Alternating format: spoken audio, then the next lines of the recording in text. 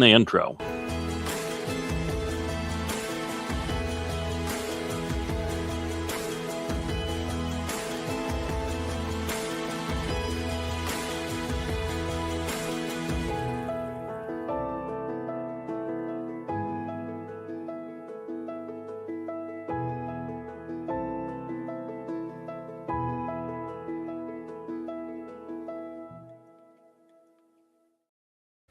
Well, welcome back to the Iowa vlog. I understand some of you who were listening to the last program react when I said, I'm fairly convinced that Adam was Dode. Dode was Adam. And I turned to this not just because of what it said here, where he spoke of, God, provide me the illumination so that I can be observant and therefore avoid being inactive and dying. And realize that that's indicative of what went wrong in Eden with the first man made in God's image. And I made that deduction from a number of things. One is that Dode is called the firstborn of Yahweh, and yet Yahweh has many sons and daughters that are part of the covenant long before the life of Dode as the shepherd boy would have been conceived. So it is unlikely that he would have called him that and been so strong about it, where he would say, God said on numerous occasions that he is my son, I am his father.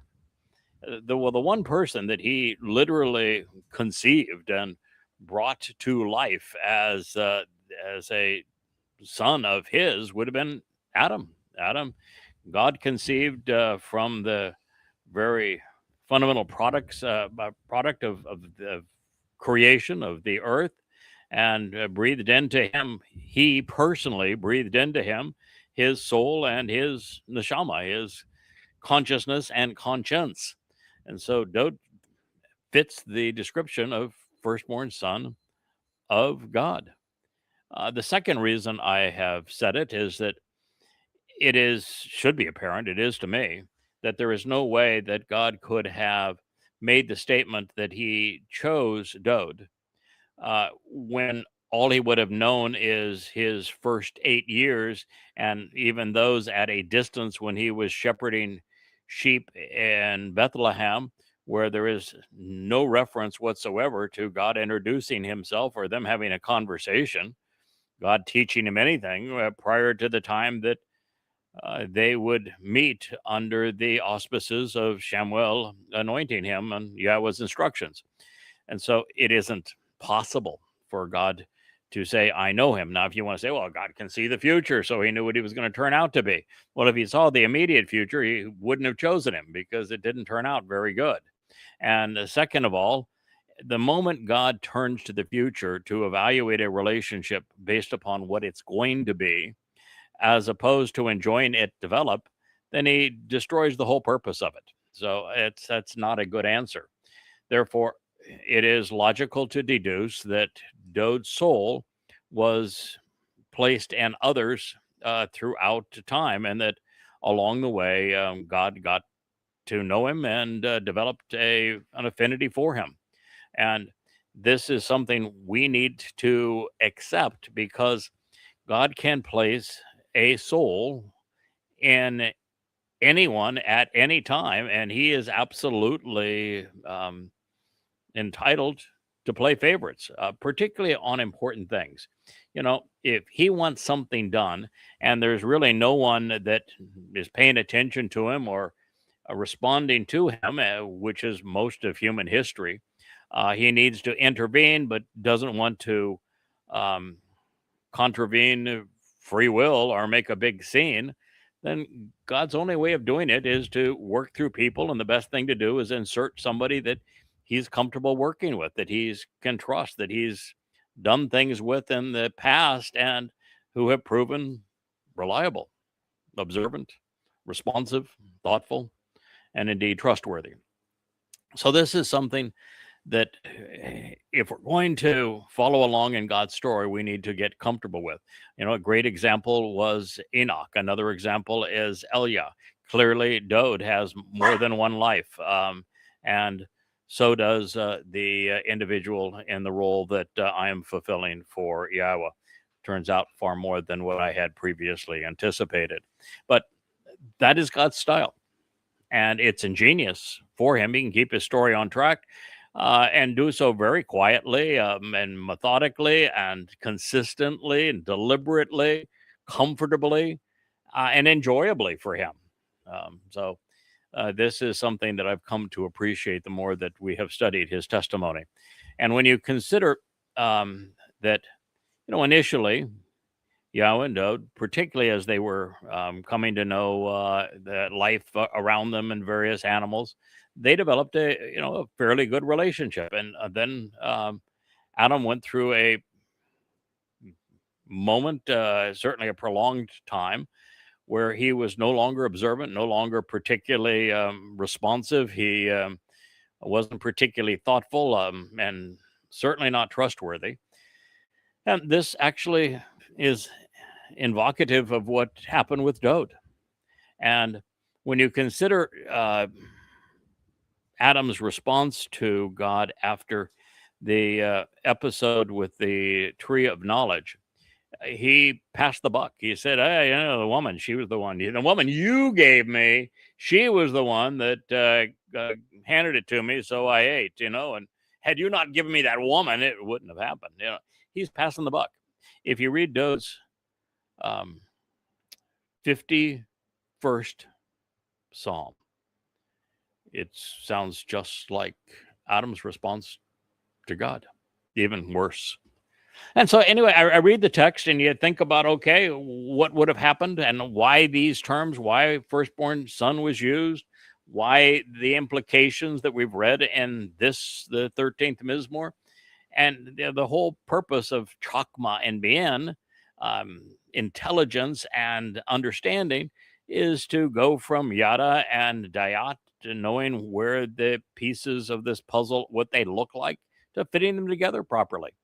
So it is my deduction that indeed Adam is Dode. Wasn't Dode's only life prior to being chosen as a shepherd boy, by the way, either.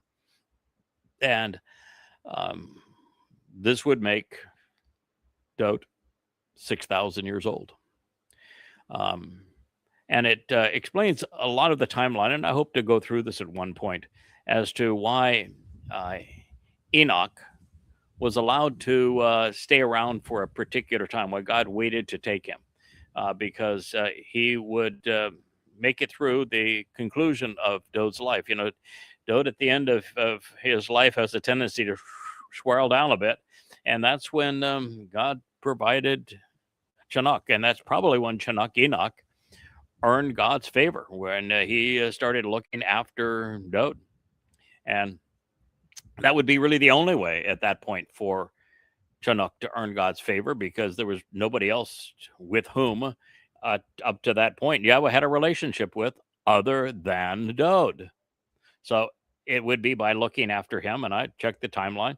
Indeed, Chinook would stay here on earth some 50 years past Dode's life. In fact, long enough that he and his wife, and he evidently liked his wife a lot, because he negotiated with Yahweh to say, all right, I'll do this redeployment thing. You need a fixer. You need somebody to go in and resolve issues. Obviously, I was decent about it with Dode long ago.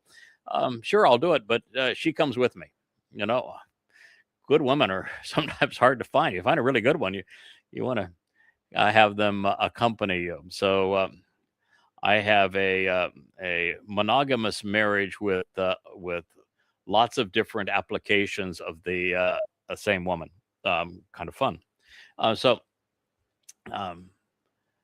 I was able to deduce other points, other people that have been represented by both the soul that is within me and the one that's within Dode, and also Leah as my wife. going through time, and I'm afraid that I might scare some people to death if I go through and tell you who the others are at this point. So we'll hold off on that.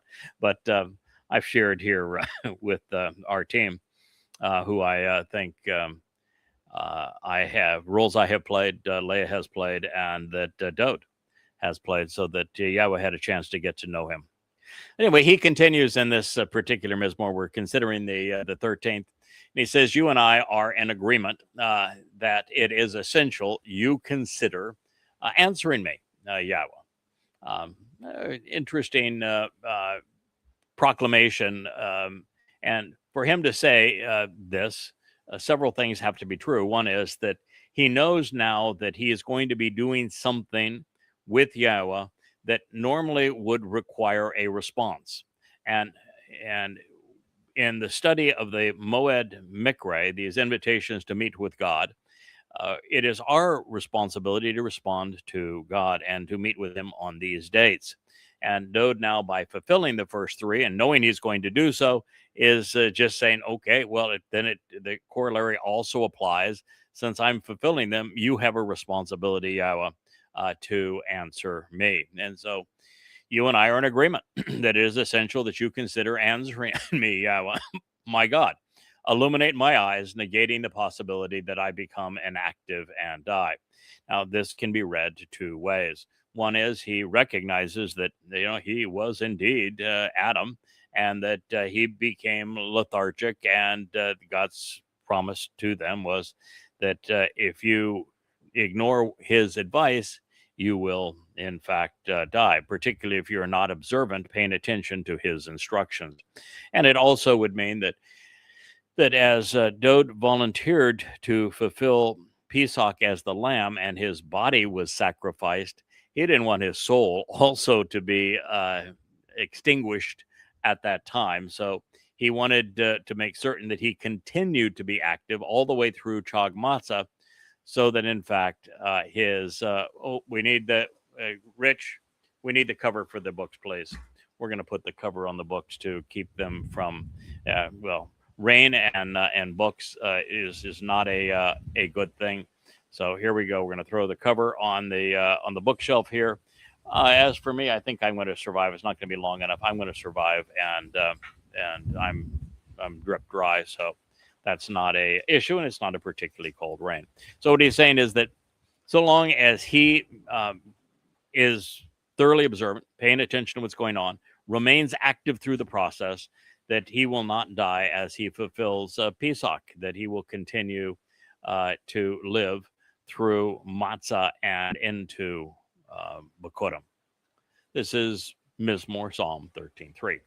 So it is by knowing that we live. It is through ignorance that we become susceptible to the plague of death and die.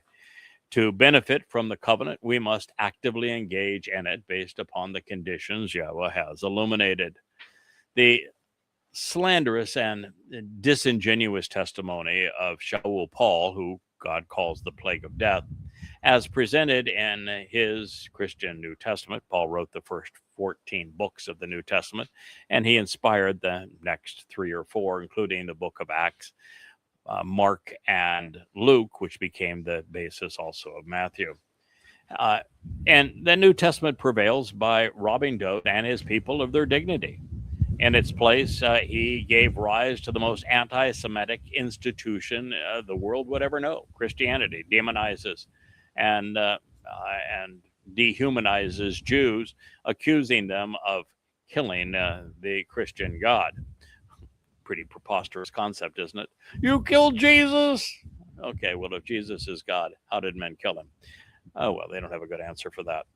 In response, Akiba fought one lie with another, and he created Judaism, which did as much harm as the religion it was intended to refute, particularly to Jews. So this continues. Otherwise, pen, lest the one who is in opposition to me will say, I have prevailed over him. My adversaries are pleased, rejoicing, and exulting in their circular reasoning.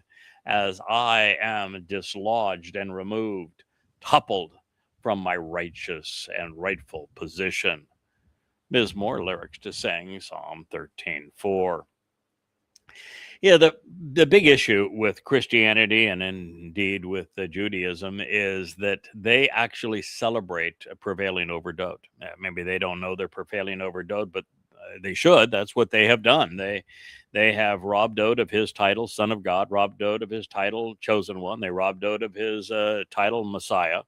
They robbed Dowd of his title, King. They robbed Dowd of his role returning with Yahweh. As king forevermore. They have robbed Dowd of his role as savior. They even robbed Dowd of the fact that he was the one who was crucified. He's the one who took our guilt into Sheol, into hell.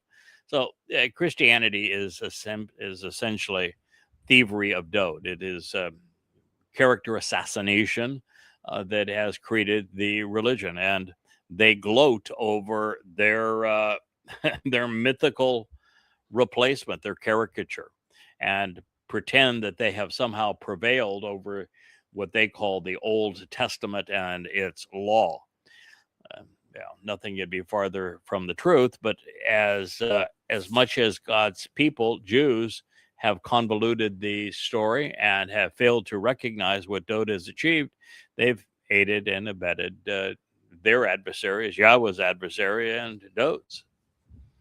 So my adversaries are pleased. Yeah, of course. The way that Jews responded to Dowd's fulfillment and all of the many prophecies regarding his fulfillment of Pesach, Matzah, and Bakodim, and the fact that Yahweh calls Dowd his son and that he refers to him multiple times as the Messiah, it's astonishing that Jews stood down and allowed that religion to grow up in their midst. It wouldn't have taken much at the time to annul it, refute it, and to discredit it, but they didn't. And so Paul and company used all manner of circular reasoning to dislodge Dowd, the Messiah and Son of God, from his rightful position. That is anything more to Christianity than robbing Dowd to create the myth of Jesus. That's it. That's the whole religion. So God provided many hundreds of prophecies pertaining to what his Ben, son, and Mashiach, Messiah, would accomplish together. Many were scribed in first person, and, well, they are abundantly clear. None of them are transferable. And yet Jews dismissed them, and Christians stole them. As a result, countless millions have been deprived of the benefits that Dowd delivered. Life, being rendered not guilty, being adopted into the covenant, being enriched, being empowered, emancipated, all of that. They deny themselves by miscasting Dowd. So the king's adversaries are religious Christians and Jews, because both sought to systematically remove him from his exalted and rightful position alongside Yahweh, doing so by either renouncing or transferring his acclaim using circular reasoning. The consequence, as noted, has been horrendous, causing Gentiles to believe it is their God-given right to denigrate Jews while negating the revelations God made through them. They have cursed themselves. Now, failing to recognize that Dowd is the Messiah, that this left Jews estranged from both father and son. They would be enslaved, segregated, subjugated, and impoverished by more people and in harsher conditions than any ethnicity in history. And yet, even throughout the Gentile-inspired genocide of the Holocaust, a remnant would survive. Many of them will come home at the right time. Psalm after psalm, prophet after prophet have told the same story, revealing the ecstasy associated with God's beloved son, opening the door to understanding and to life, and the agony of having ignorant men convolute his intent such that his children were abused rather than blessed. It is the story of man superimposing his myths over Yahweh's witness and leading countless generations astray. The Mizmor reads, "And yet I myself have trusted and relied upon Batak. I have placed my confidence in, and I have become safe and secure by your chesed, your loyal love, enduring devotion, unfailing kindness, favoritism, and mercy. My thoughts and inclinations, my leb, my heart, judgment, devotion to reason, inner nature and disposition, my character and my very basis for living. Rejoice in your Yeshua, freedom, deliverance, and salvation, your liberation and rescue from harm's way." Psalm 13:5. So Dowd initially approached Yahweh by closely examining the evidence he had provided in his Torah. Then he carefully considered the implications of God's teaching and guidance and responded appropriately. But, to be fair, he had moments of grandeur, but many, many, many others that were far less ideal. He did not have good parenting. And as a result, when afforded great power, he abused it. And Dowd actually became more embittered against Yahweh than Moshe did during the Exodus. The worst meltdown that exists really is presented in 2 Samuel as Dowd chases after Bathsheba and then connives to have her husband killed, and then lambaste God in the 51st Mizmor. It is, the only reason it could have been retained for us is to really show us how far he had fallen. And at this point, God had no communication with Dowd. He was speaking to him through Nathan, and the last conversation with Nathan is to really show his anger at Dowd. He told a heart-wrenching story to Dowd through Nathan, and when Dowd responded, said, "Oh God, that's just awful. That man ought to die for all that he has done." And Nathan said, "You are that man." And so it would take an intervention. Dowd would need the loving support of a mother that he had not known, and the discipline, really, the modeling of being judgmental of a father. And it couldn't be just any woman or man. It would have to be a pair that were resolutely Torah observant, that knew what God said, that cared about what God said, that thought about it, that had made the connections, because they would have to use everything that they had learned over that lifetime to resolve the king's embitterness towards God. Or otherwise, it was all for naught. There would be no fulfillment of the Moed Mikre. There would be no homecoming of God. There would be no restoration of the earth. It would all devolve into nothingness, and God would just walk away and never return. So it was a lot at stake, and God had an ingenious way of resolving it. And we walked Dowd through the Mikre. All 7 of them spoke of which he would fulfill, which we would fulfill, which where he would return, and what the benefits would be for everyone, including him, by fulfilling the spring Moedim. And when he did so, Dowd became our savior. Now, For the rest of us, the process is straightforward. Observation leads to knowing. Knowing, if you make the right connections, leads to understanding and comprehension. This leads to trusting Yahweh to provide deliverance, freedom, salvation, doing so through his son. Doing what he did better than anyone who has ever lived as a songwriter, although I think my wife is going to challenge him in this regard.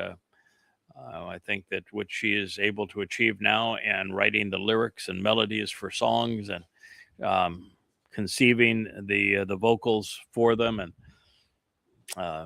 having the team and she create the graphics, I think she is reaching an entirely new level. And Dode says, I will sing to Yahweh because he rewards men and seeks recompense.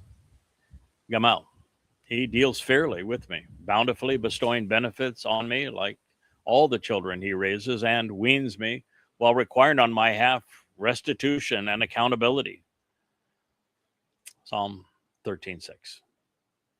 Since we have two equally valid ways to translate Gamal as rewards or recompense, and since both apply and are fair when properly attributed, I thought we should include both within the closing lyrics of the song.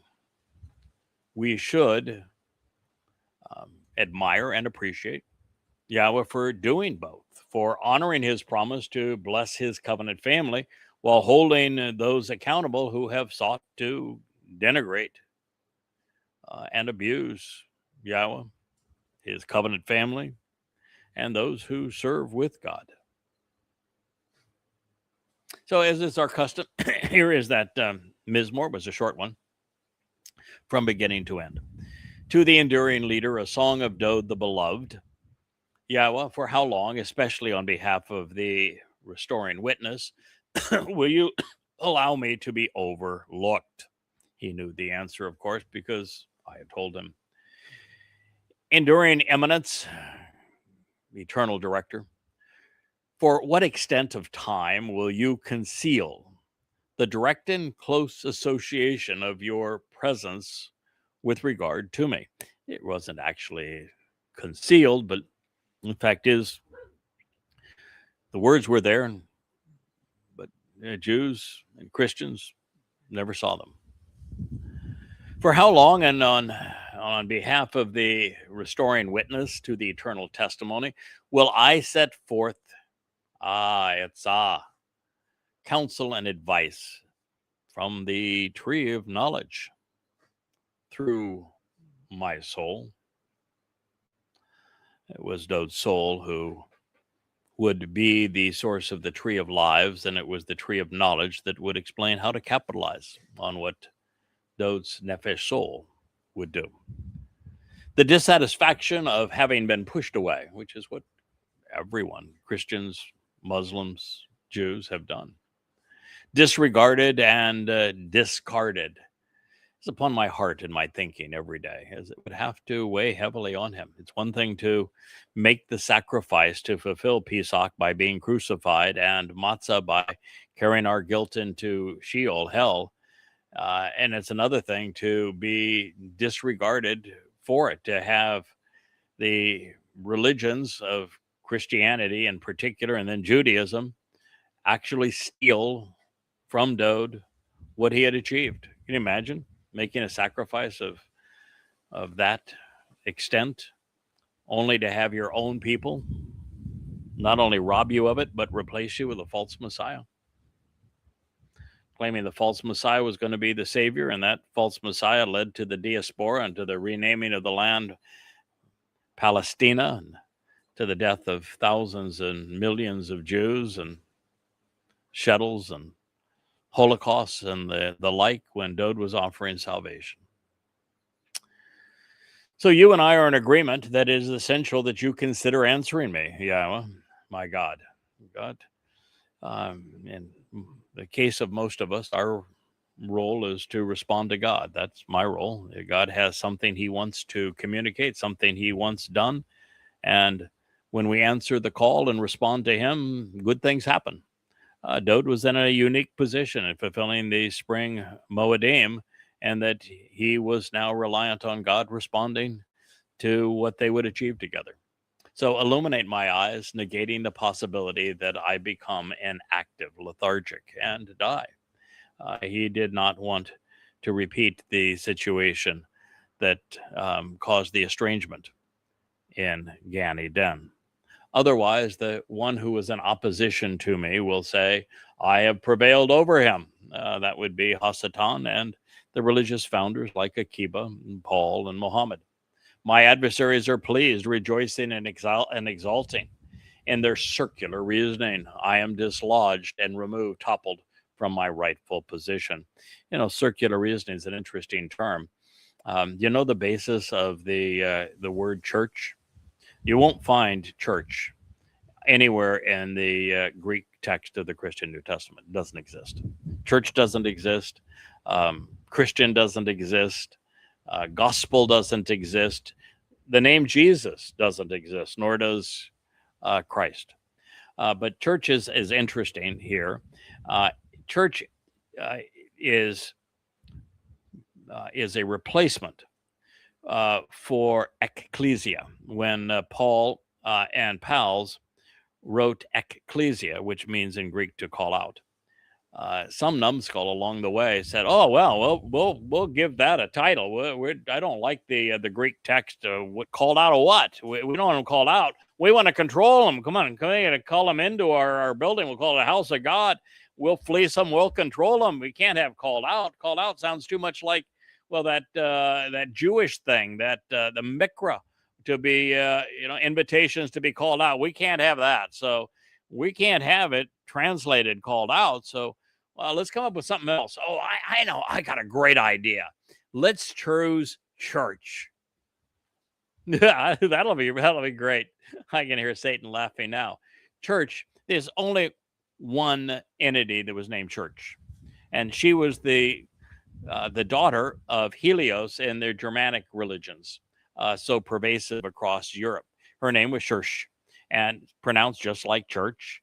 And so she was a pagan goddess. So they named their institution, their regime, their assembly after a pagan goddess. Well, I guess it fits because, the Gospel of Grace is named after the Gratia, who are the Greek charities. They're the cute little naked girls that are the party animals.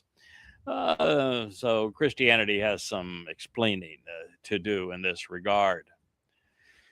And yet, I myself have trusted. I was going to say that one other aspect of church, because of circular reason, I should at least close my thought here and complete it. It is from church and now church that we get circle, circuit, and circus. All come from that same word. So they are circular reasoning indeed. And yet I myself have trusted and relied upon your loyal love, enduring devotion, unfailing kindness, and genuine mercy. Yahweh is steadfast in this regard. He is trustworthy. He is reliable. He is loyal. He is loving. He is devoted. He is kind. And he plays favorites. Dode recognized that. I don't know why others don't. My thoughts and inclinations rejoice in your freedom, deliverance, and salvation. Yes, God is offering us emancipation, deliverance from our guilt, so that we are free of it. We're acquitted. We're innocent. God only sees now the good in us, and rejoice indeed, because, we're going back to Gan Eden, the garden of great joy. So Dode says, I will sing to Yahweh, because he rewards men and seeks recompense. A sheer here is a loaded term. He picked it up from Ethan Ha-Izraki, who was a bit famous for using the word when speaking of his ongoing interactions on behalf of Yahweh. And it is true that Yahweh rewards some and seeks recompense from others. That's why we began our previous program talking about those who will be rewarded and those from whom recompense will be sought. All right, since we have a few more minutes, I think, before it drizzles again. Sorry for the black cape around the books, but they really don't like water at all. We will continue a little further. And as I have shared in volume 2 of Coming Home, it's called Messiah, we are often wise to take a moment to contemplate what other prophets have to say about the things that were written by Dode in these Mizmor. We've now made our way through the first 13, and of course in other programs I've shared from many others. So as we think about what is revealed about the Mashiach and Malek Dode, the Messiah and King, there is a distinguished list of prophets who have amazing things to say, affirming things to say. They, of course, begin with Moshe, who wrote of Dode and the 18th chapter of Devarim, Deuteronomy. His contemporary, a really fine man named Shamuel, listened to God. Nathan, the gift who Yahweh spoke through during his time where he wasn't speaking directly to Dode. Ethan Ha-Ezraki, who is the person that God perpetually used at times like this when there was a problem that needed to be resolved and God needed someone to go in that he could rely on to get it done. His guy was Ethan Ha-Ezraki. He operated under different names at different times, and this time, pursuant to Dode, that's the name that he used. Also, he used Obed-Edom at that time. Other times he was called My Dode, relevant with regard to Dode. But he is first introduced to us as Chanok. Then there is Hosea. There is Yeshaya, Isaiah, my favorite prophet.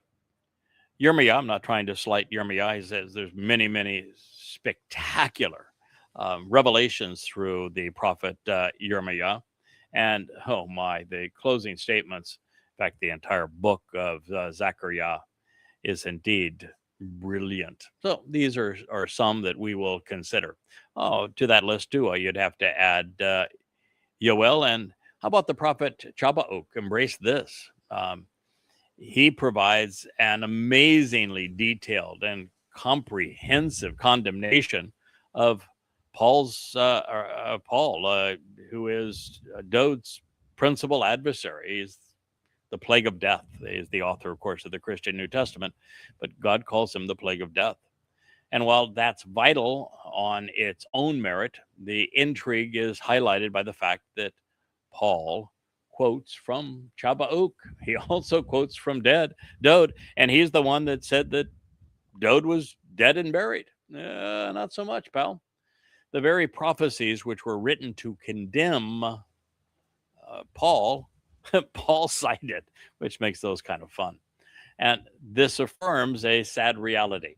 Satan is convinced that no matter how obvious he conveys that the likes of Paul and Muhammad were working for him and therefore demon possessed, mankind is genuinely so ignorant and irrational, particularly once they become religious, they'll drink down the poison from the hands of the adversary. Further, there is also an interesting declaration in the Torah, as I've shared with you, found in Bamidbar, and that be Numbers, where it provides advice to God's people, encouraging them to come home to the covenant family in our time, which is during the last days. The prophetic declaration reveals that the descendants of Israel and Yahudah, more commonly known as Jews today, must come to appreciate certain things regarding the inspired words and enduring promises of the Most High if they want to understand why Yahweh is both necessary for them and sufficient. Now, this yada realization leads to diath, a rational response, drawing our attention to the implications of an extraordinary individual's journey, really from this individual, exceptional individual, and we will chronicle his life and time. And he is one who would not arrive for a protracted period, according to God, but yet is somebody that he wants us to know. This descendant of Jacob is called a kokab, a luminary. That would make him perhaps the greater luminary. And he is the rock set forth to show the way.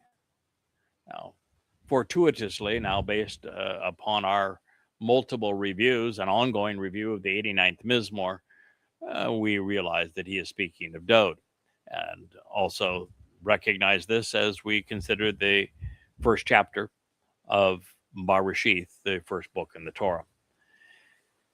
Now, the prophecy foretells that as he comes forth to lead God's family, the scepter is reestablished in Israel, and with it, Dode will immediately lash out against his people's most daunting foes.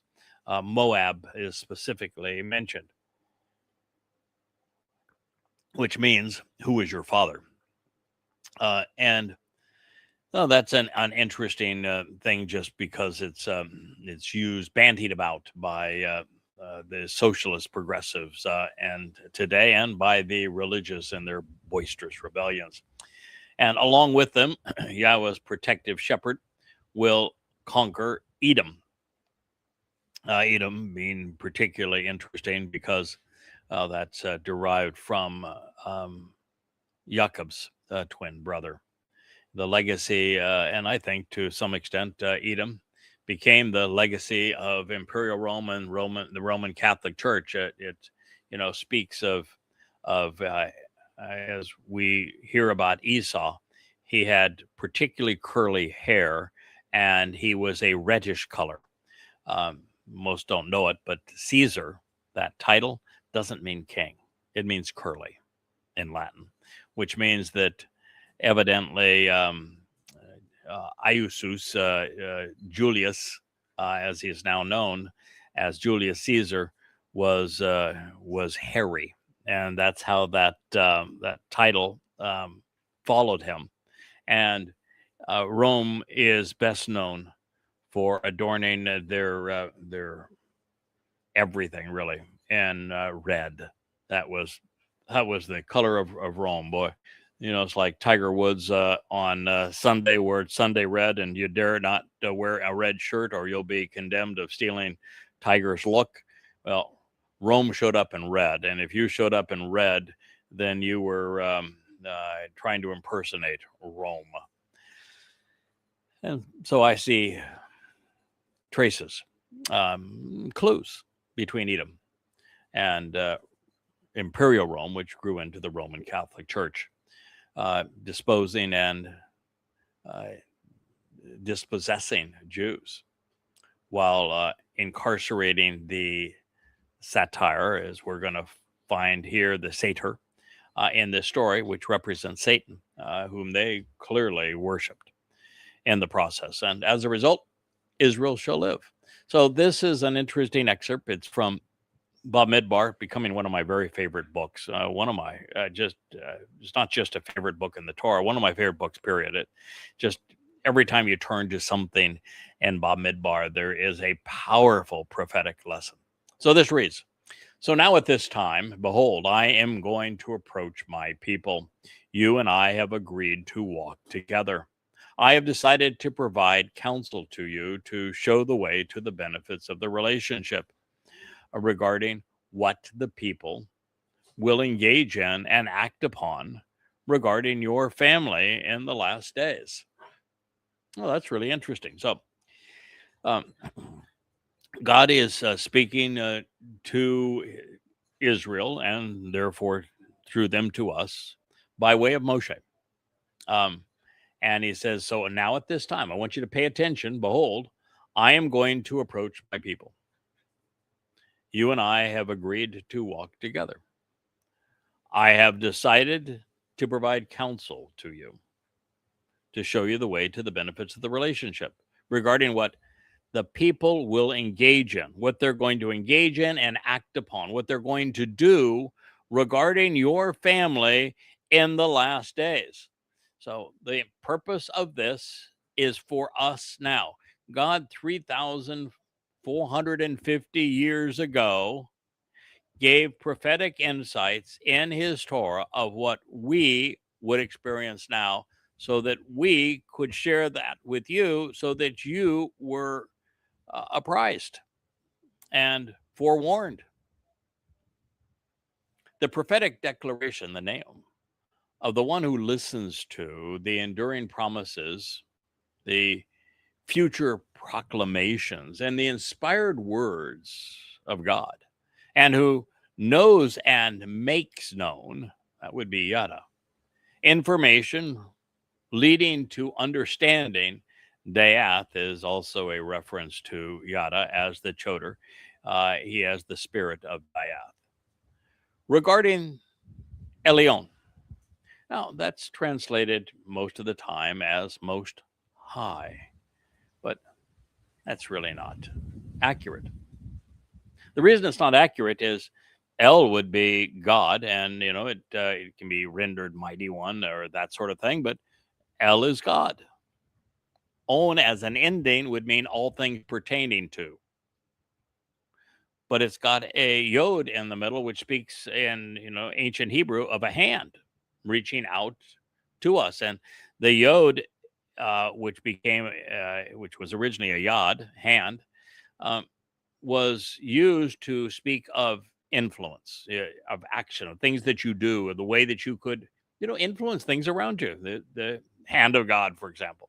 So Elion would be all things pertaining to the influence of God. You know somebody that bears the title Elion? Dode. Dode, absolutely. You know, you're pretty safe if you give Dode as the answer to most questions. But this one in particular, Dode is the only person who is called Elion. There are some who covet the title. Satan, in particular, in the 14th chapter of Yeshaya, Isaiah, covets the title Elion, which means that he wants to be Dode. He wants to replace Dode, which is what Jesus Christ actually represents. So here we have a Yada, and we have a Dayath and an Elion. Now that's pretty interesting because the Choder is Dayath. The Choder is the tree of knowledge, and he is called the Etzah Dayath, which means he is the tree of knowledge in Yeshaya, Isaiah, and he is known to God as the one who knows Yada. And his role is to reestablish the reputation of Elion, the one who represents the influence and hand of God, who prophetically beholds Chazah, the revelation, the Mas'azah of Shaddai. I love this word. Shaddai is just so Yahweh. It doesn't mean Almighty again. No. Shaddai means the one who is essential and sufficient, the one who is required, reliable, and capable. God wants you to know that he's sufficient. While descending from an elevated position, it was revealed to his eyes. Bamidbar 24:16. So he's talking about us.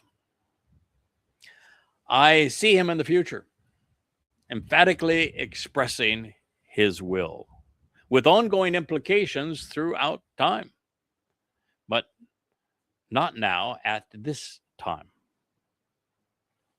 My perceptions of his journey do not occur anytime soon.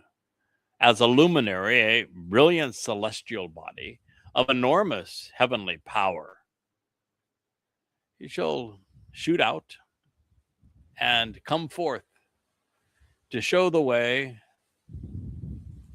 for Jacob, for Yisrael. Yeah, he will indeed. He is the choder. That is a shoot. And his mission is to show Jacob the way back home. And in the first chapter of Bereshith, Genesis, he is depicted as the lesser luminary who reflects the brilliance of the greater luminary's light. The greater luminary would be Dod, Elion again. So these are all terms that God is using, knowing that we'll pick up on them, that we will understand the implications of these words as they apply to God's ongoing story. And it says, and the tribe with the scepter and the shepherd's staff, the Shabbat, will rise and be established out of Yisrael. Then he shall strike the borders of Moab, the politically correct, the multiculturalists, the Christians, who's your father really? While breaking all the descendants of Seth, the boisterous, rebellious, and defiant. 24:17. And so out of Jacob, of the tribes and the scepter and the shepherd's staff, all of which applied to Dod, he is going to arise and be established in Israel. He's going to return to Mount Moriah on the 2nd of October, 2033, year 6000. Yeah, and it's what the one serving Yahweh in this role, Yada, is going to do that's going to make that return possible. So he's going to be established out of Yisrael, and then he will strike the borders of Moab and break the descendants of Seth, the boisterous, rebellious, and defiant. As God reestablishes this remnant of Yisrael to be there to usher their king home, God's going to rid the world of all traces of religion and politics, conspiracy, anti-Semitism, and militarism. So this is speaking of what's going to happen on Teruah, leading to Kippurim. And it shall come to pass that Edom, representing probably Rome, the imperial, the Roman Catholic Church, shall be defeated and conquered, and also Seir, the goat demon and idol. The Seir would be the Satar.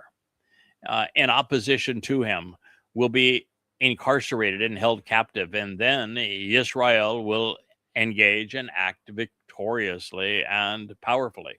All right, so a lot's going to go on.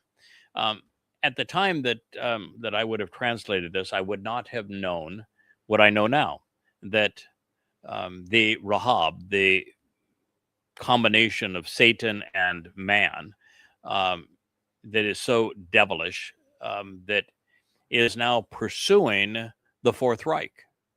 He is a dictator akin to Adolf Hitler.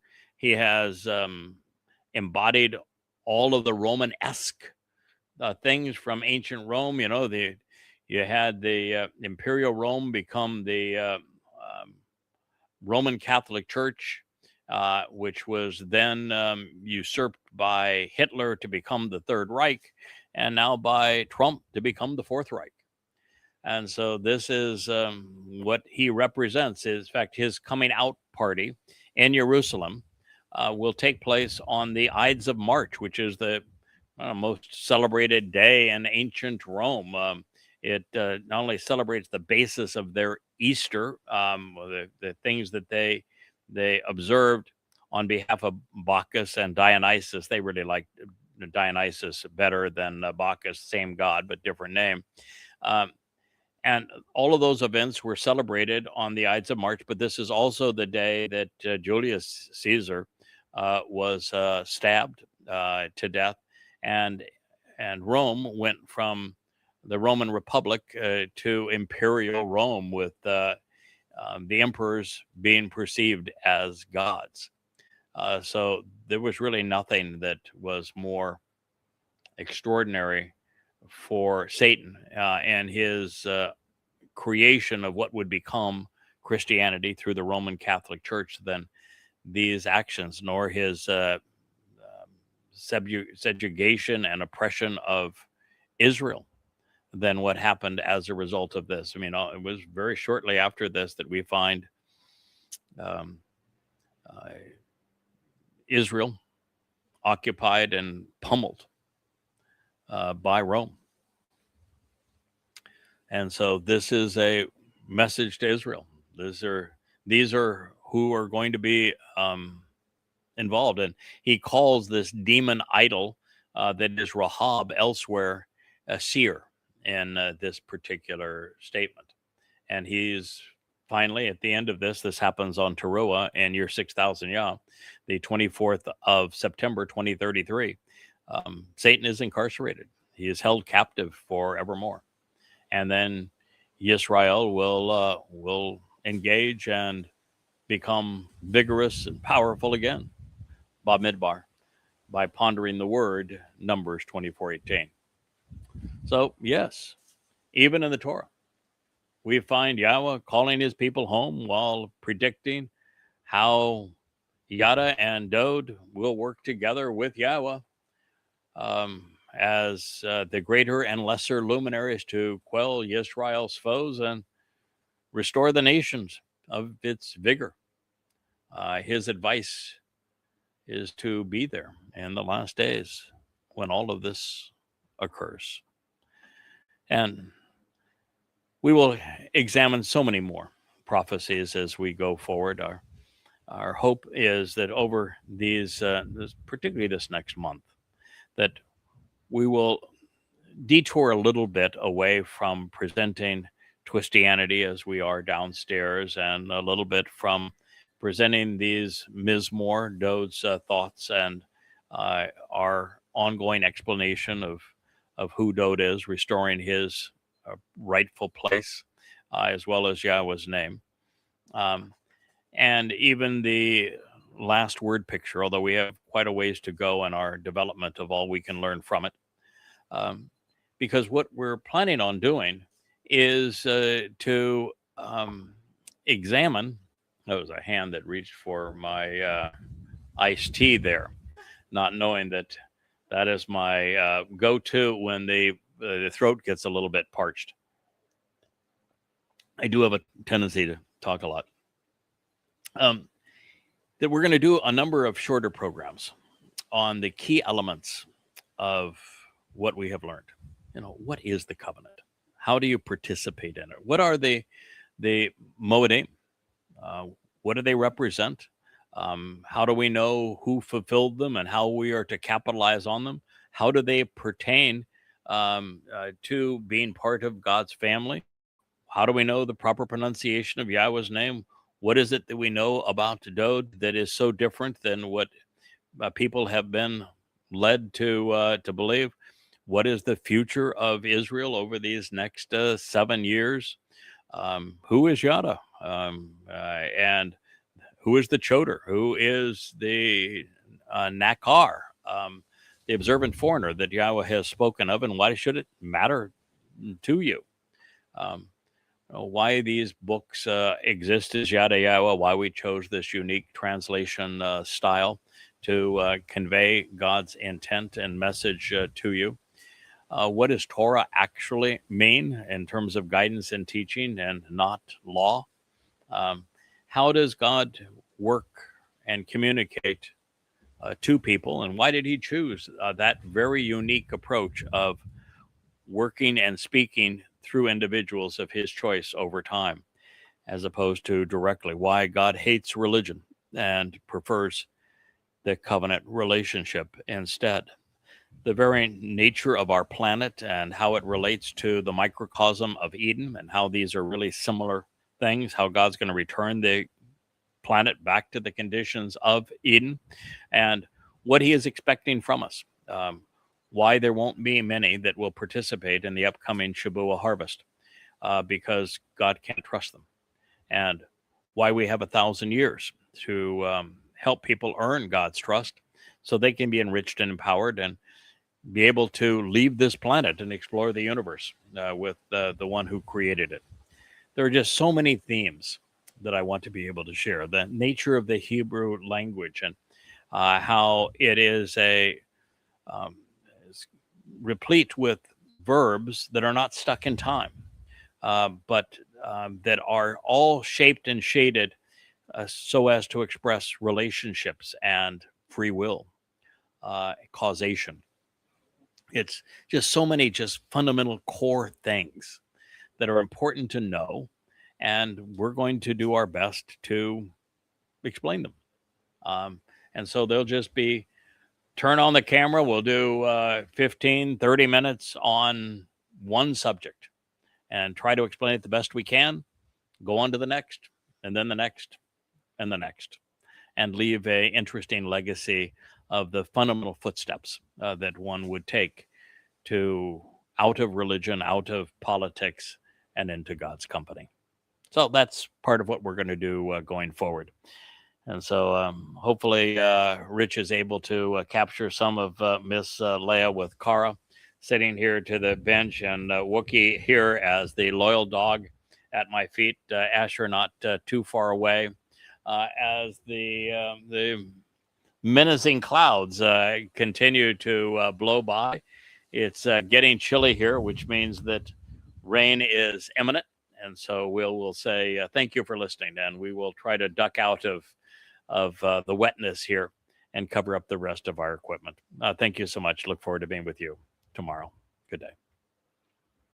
Hey there, thanks for tuning in. That was Fetch. Gotta run now. Catch y'all on our next podcast.